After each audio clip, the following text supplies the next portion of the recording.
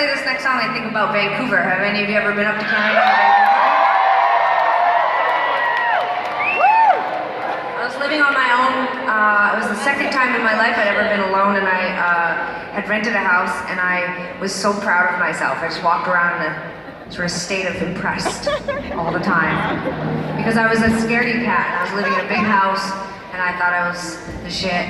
And it was a terrible area of town, but I didn't care because I just would, when I felt bad, I was kind of like depressed and pining for someone at the time, and I would wander around the house, and to make myself feel better, I would just walk around and be like, yeah, like I live here, or whatever, you know, like it sounds crazy and made up, but it's true. But one day I got a knock at the door. I was writing a song called Hop a Plane, and the neighbor from up the street came over to ask me to turn my guitar down, and she's a bitch, but like kind of in that way that you were like, mommy, you know what I'm talking about?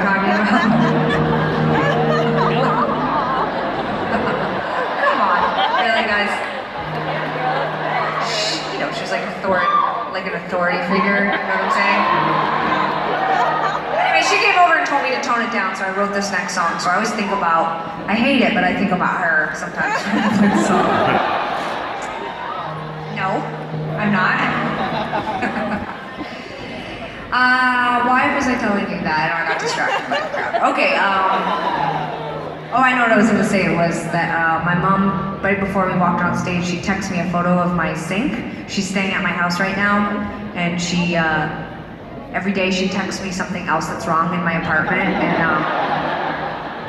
my mom's a therapist, and she's so awesome, and she raised us to be, we joke, but my grandma, when we were 5, Sara and I asked for all of our hair to be cut off. We had hair way down past our butts, and we had ringlets, and we were super chubby, and people would stop my mom on the street and want to like look at us, and we hated it, because we were these like two weirdly short, chubby, long-haired, like just identical twins. Like people were like, what the hell? And, just to bring us out to abandoned parts of the fields and woods and just have a scary stuff. Anyway, point is that we asked for all of our hair to be cut off. So for the first day of kindergarten, we didn't want to have long hair, and we argued with my mom for weeks, and so finally she let us cut all of our hair off, and we had little short boy haircuts, and I think of it as more of a gender-neutral haircut. Sure, now, but in the 80s, we had boy haircuts. Awesome for all young people, but we were just tomboys. That's what we got called. So, yeah. Anyway, the point, I'm really getting off track, but the point is that my mom is amazing, but she's staying at my house right now while she's renovating a place, and every day she's like, here's a picture of your ottoman. It's being ruined by the sun. And then it's very distracting, ma'am. And then the next day she'll write me and be like, your dishwasher doesn't have a light, I never know when it's on. Just like super stressful, just random text messages about my place. So tonight before we walked on stage, she sent me a picture of my sink, and she said, I bought stainless steel cleaner and I've made it look like it's brand new. Just stuff like that, you know? No, it's really nice. But the other day when we were actually in rehearsal, I was playing this song, and I got a call from my security system, like company. And they said, your alarm has been tampered with. Are you there? Can you verify there's no intruder in the house? And I was like, no, I can't, because I'm not there. So I called my mom over and over and over again. So then I signed on because I have cameras, and I saw my mom, and she had a broom. And she was like, so she doesn't know I'm watching her, you guys, okay? So there's a camera on the internet, and she's like frantically brooming up something. So I call a couple more times, and then a friend of mine, I see him enter the camera. I'm like, what the fuck is happening? They're obviously cleaning up something, but I'm like, was my place broken into? And they haven't called me yet? Like, they're cleaning up glass.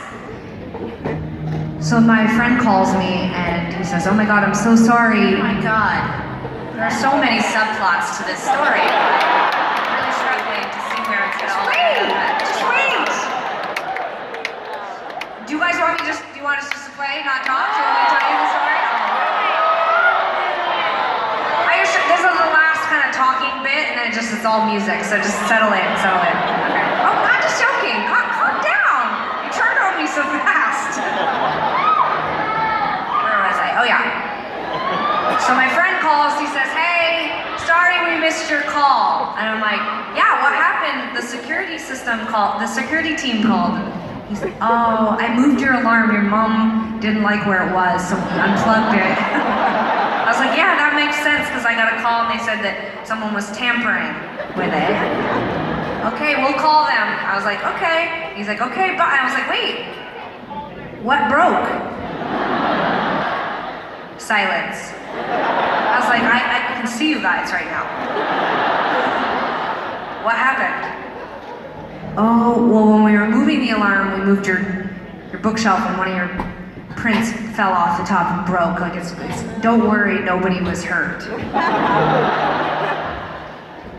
I was like, I'm not worried that anyone was hurt. Anyway, my mom texted me yesterday a picture of the frame. She got it reframed. So I want to dedicate this one tonight to her.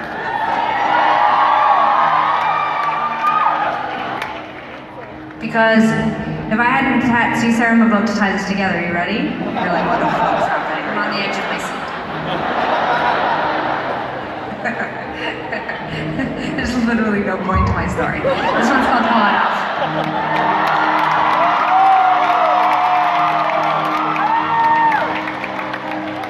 I won't regret saying this is sin that I'm saying.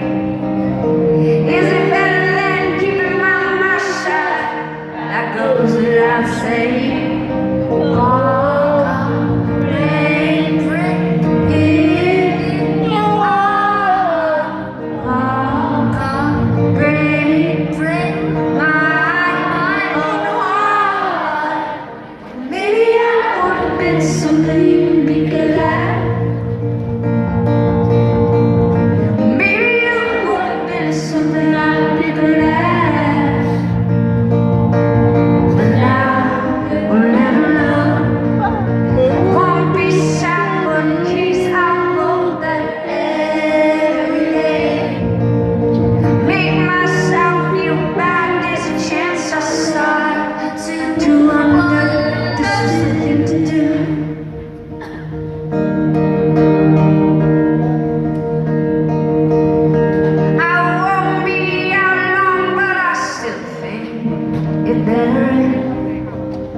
You take your time coming over here. I think that's for the best. All come, break all come, break.